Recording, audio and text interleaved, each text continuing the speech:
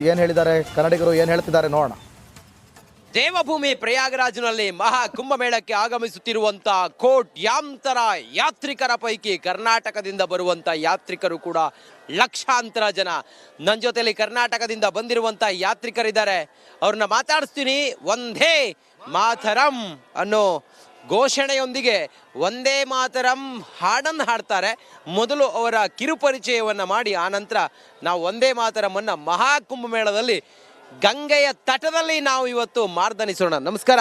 ನಮಸ್ತೆ. ತಮ್ಮ ಹೆಸರು? ರವಿ ಬುತ್ತನಕಾಡು ಅಂತ. ಎಲ್ಲಿಂದ ಬಂದ್ರಿ? ಮೂಲತಃ ಕೊಡಗಿನವನು. ಇವಾಗ ಆದಿಚುಂಚನಗಿರಿ ಮಠದಲ್ಲಿದ್ದೇನೆ. ಅಲ್ಲಿ ಆದಿಚುಂಚನಗಿರಿಯಲ್ಲಿ ಸಂಗೀತ ಶಿಕ್ಷಕನಾಗಿದ್ದೇನೆ.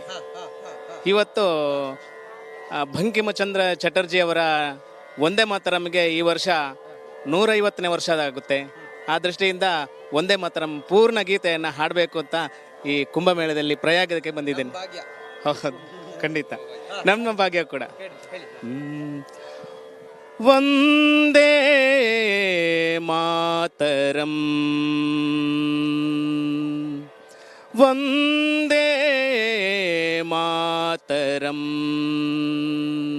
ಸುಜಲಾಂ ಸುಫಲಾಂ ಮಲಯಜ ಶೀತಲಾಂ ಸಸ್ಯ ಶ್ಯಾಮಲಾಂ ಮಾತರಂ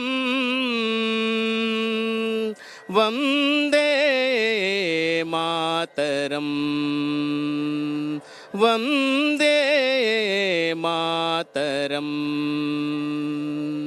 ಶುಭ್ರಜ್ಯೋತ್ಸ್ನಾಂ ಪುಲಕಿತಯಾಮಿನೀಂ ಪುಲ್ಲಕುಸುಮಿತಾದ್ರಮದಲಶೋಭಿನೀಂ ಸುಹಾಸಿನೀಂ ಸುಮಧುರಭಾಷಿಣೀಂ ಸುಖದಾಂ ವರದಾಂ ಮಾತರಂ ವಂದೇ ಮಾತರಂ.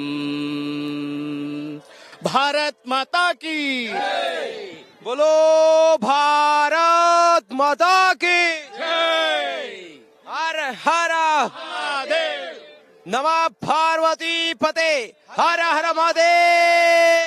ಎಸ್, ಇದು ಭಾರತೀಯರ ಗತ್ತು, ಭಾರತೀಯರ ಗೈರತ್ತು. ಮಹಾ ಕುಂಭಮೇಳದಲ್ಲಿ ಉಗೆ ಉಗೆ ಭಾರತ. ನೋಡ್ತಾ ಇರಿ ರಿಪಬ್ಲಿಕ್ ಕನ್ನಡ, ಇದು ನಿಮ್ಮ ಧ್ವನಿ.